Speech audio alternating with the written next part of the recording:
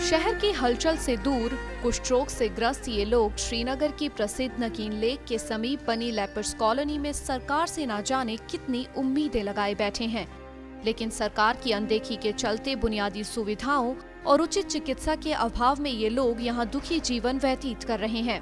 इस कॉलोनी को ईसाई मिशनरियों द्वारा 1 सदी पहले स्थापित किया गया था और उस वक्त ये खतरनाक कुष्ठ रोग कश्मीर में अपने चरम पर था। इस बीमारी को नियंत्रित करने के लिए इन मिशनरियों ने घाटी के विभिन्न क्षेत्रों से कुष्ठ रोगियों को उचित सुविधाएं देने के लिए यहाँ भर्ती करवाया। लेकिन जब धीरे धीरे इन मिशनरियों ने विभाजन के बाद घाटी को छोड़ दिया तो इस कॉलोनी को सरकार ने अपने अधीन ले लिया। यहाँ रहने वाले रोगियों और इस कॉलोनी को बेहतर बनाने के अलग अलग समय में अलग अलग सरकारों के सारे दावे या यूं कहें कि सारी कोशिशें नाकाम ही साबित हुई। मिट्टी, लकड़ी और पत्थरों के बनाए गए अस्पताल के 1 दर्जन वार्डों में लगभग 85 रोगी हैं।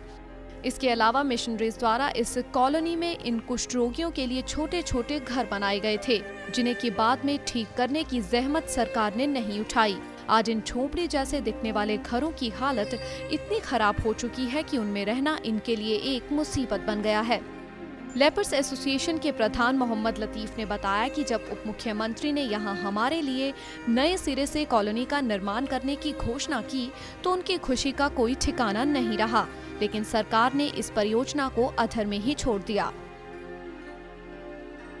इस वक्त तो हमें जो प्रॉब्लम है, जो हमें सरकार ने नई कॉलोनी दी थी 2009 में, उसका काम लगाया था। यहाँ पर ज़्यादा प्रॉब्लम हमें यहाँ रहने की है, क्योंकि हमें जगह नहीं है रहने की, क्योंकि बहुत पुराने ये कमरे हमारे जो बहुत पुराने हो गए।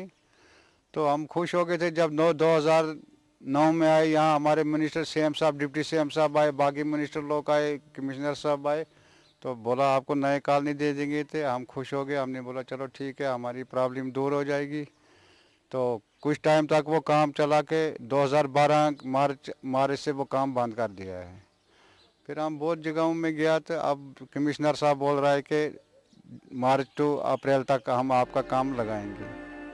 इस कॉलोनी में रोगियों की देखरेख के लिए कागज पर 2 डॉक्टर, 14 पैरामेडिक्स और स्टाफर्स को नियुक्त किया गया है, लेकिन सीनियर डॉक्टर हफ्ते में 2 बार और लेडी मेडिको बाकी दिनों में रोगियों को देखती है।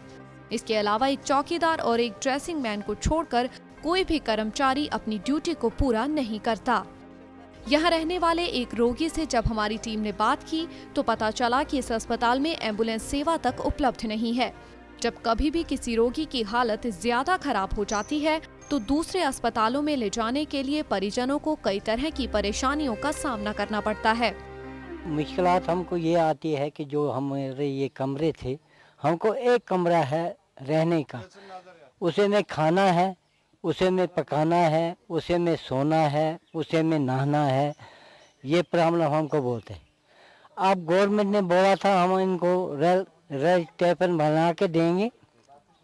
उनमें रखे थे 2 कमरे, किचन, बाथरूम पे लैटरिन, मगर बना पूरा नहीं, अधूरा ही रह गया है। यहाँ हम आपको बता दें कि 21 अगस्त 2009 को पूर्व प्रधानमंत्री स्वर्गीय राजीव गांधी, उप मुख्यमंत्री ताराचंद की 65वीं जयंती के अवसर पर श्रीनगर के बहरार में कुष्ठ रोगियों के परिवारों के लिए एक आधुनिक आवास कॉलोनी की स्थापना की घोषणा की गई थी। 4 करोड़ 19 लाख रुपए की लागत से इस कॉलोनी को तैयार किए जाने का अनुमान लगाया गया था और इस हाउसिंग कॉलोनी का श्रीनगर नगर निगम द्वारा जवाहरलाल नेहरू राष्ट्रीय शहरी ग्रामीण मिशन के तहत निर्माण किया जाना तय हुआ था। कॉलोनी पर काम 2009 में शुरू किया गया था और 18 महीनों में काम पूरा किया जाना निर्धारित हुआ था, लेकिन 2010 में बिना किसी कारण के काम बंद कर दिया गया और ये काम अभी भी लंबित है। क्रिश्चियन मिशनरी द्वारा बसाई गई लेपर्स कॉलोनी अभी भी सरकार से आशा लगाए बैठी है। सड़क, दवाइयां के साथ साथ रहने की जगह और कई और वादे झूठे साबित हो चुके हैं। ये लेपर्स कॉलोनी में रहने वाले लोगों की हालत सरकार की लापरवाही दर्शाता है। कैमरा पर्सन फरजवानी के साथ Irfan Qureshi, day and night news, Srinagar. खबरों की दुनिया में आइए, हमारे साथ कहीं भी और कभी भी जुड़िए।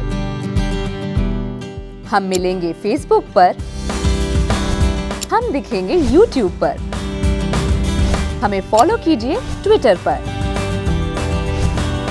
खबरों के साथ बने रहिए रात दिन।